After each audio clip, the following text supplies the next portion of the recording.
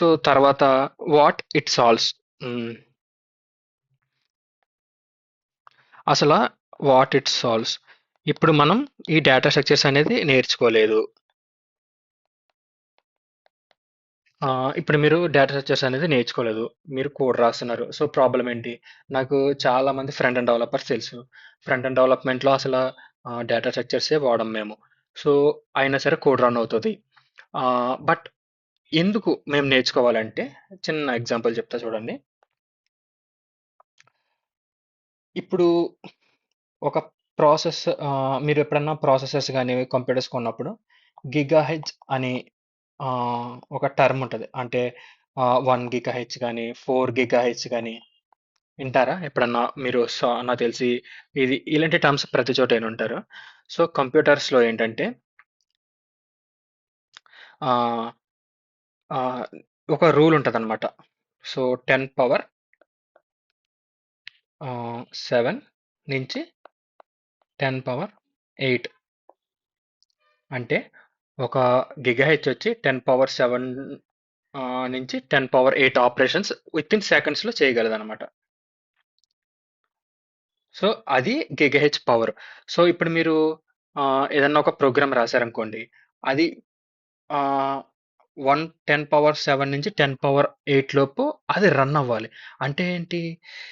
For example ఒక array తీసుకున్నారు. ఆ అర్రేలో ఎలిమెంట్స్ ఎన్ని ఉండాలో తెలుసా? 10 పవర్ 7 అంటే ఆహ్, 10ని ఒక 7 టైమ్స్ చేస్తే ఎంతొస్తదో మనకు ఆన్సరు. Let's suppose 1, 2, 3, 4, 5, 6, 7. సో, ఒక అర్రేలో ఇన్ని నంబర్ ఆఫ్ ఐటెమ్స్ మాత్రమే ఉండాలి. అప్పుడైతేనే మన కోడ్ వర్క్ అయితది. సో, ఇప్పుడు మీరు అర్రేని యూజ్ చేసుకొని for example 10 to the power of 18 ఉన్నాయనుకోండి ఎలిమెంట్స్. మీకొక రిక్వైర్మెంట్ వచ్చింది. సో, అందులో 10 టు ద పవర్ ఆఫ్ 18 ఉన్నాయి. అంటే అంత డేటా ఉంది. సో, మీరు నార్మల్ అర్రేస్ యూజ్ చేసి చేయగలరా? చేయలేరు. చేయలేరు కదా! ఇందుకు సపోర్టెడ్ ఏంటి 10 పవర్ 7 10 పవర్ 8 కానీ మీ దగ్గర ఉన్న వాల్యూ ఏంటి 10 పవర్ 18. సో అంత పవర్ ఉన్నది, ఐ మీన్ అంత డేటా ఉన్నది మీరు చేయగలరా అంటే నో, ఇట్స్ నాట్ పాసిబుల్. అందుకనే డేటా స్ట్రక్చర్స్ అండ్ అల్గోరిథమ్స్ నేర్చుకోవాలి. సో ఇవి నేర్చుకోవడం వల్ల ప్రయోజనాలు ఏంటంటే ఇందులో మీకు కొన్ని టెక్నిక్స్ ఉంటాయన్నమాట. ఆ కొన్ని టెక్నిక్స్ ఏంటంటే ఇప్పుడు 10 పవర్ 18 ఉంది కదా!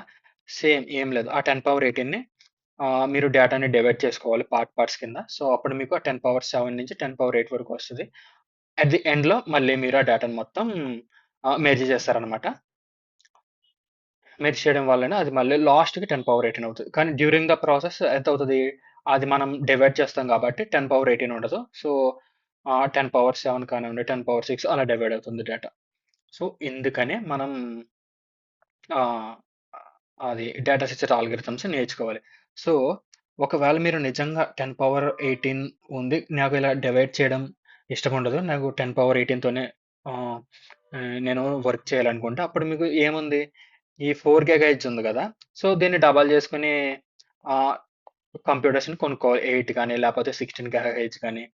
సో ఇది కొనటం వల్ల ఏమవుతుంది? మీకక్కడ కాస్ట్ పెరుగుతుంది కదా! మీకిక్కడ మనీ పెరిగిపోతుంది గదా! కాస్ట్ అనేది. సో ఈ కాస్ట్‌ని తగ్గించడానికమ్మా ఈ కాస్ట్‌ని తగ్గించడానికి మనం డీఎస్సీ అనేది నేర్చుకోవాలి.